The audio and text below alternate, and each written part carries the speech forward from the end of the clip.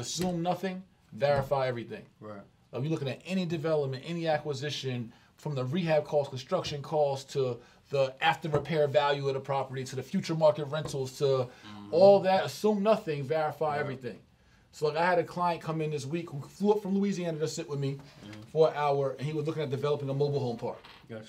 And he was asking me about, like, you know, how long do you think, or how long, he asked me, how long's too long to wait for a flip? So if I buy this and I develop it, how long's too long? And he says, you know, I said, well, I can't, how long is individual to the person? I might be cool with a 200-day flip. I might be cool with putting 60,000 up, putting 40,000 into a property to renovating it, and if I can make 50,000 in a year or 30,000 in a year, and it takes a year to flip, I'm cool with my 30,000. Gotcha. Somebody else may want a more aggressive flip. You may want to sell yours within the next 90 days. But I said it's not the point about how long. It's about how do I determine how long, or how do I know? See, my whole thing is if you verify everything, I know ahead of time what my likelihood is of selling this property in 90 days or 200 days. And I said the important thing is, how do you find that out?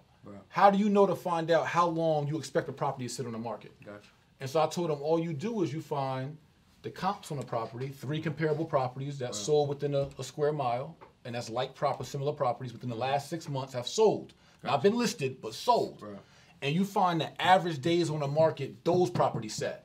If you find properties similar to yours that have sold within the last 6 months within 1 square mile, and you look at the average days on the market they sat, you'll know how long your property will likely sit. Gotcha.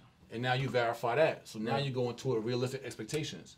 As opposed to be like, yo, I'm about to buy this lot, I'm gonna renovate this house, yo, I'm gonna do mine up, my joint is gonna fly off the shelf. What's that verified by?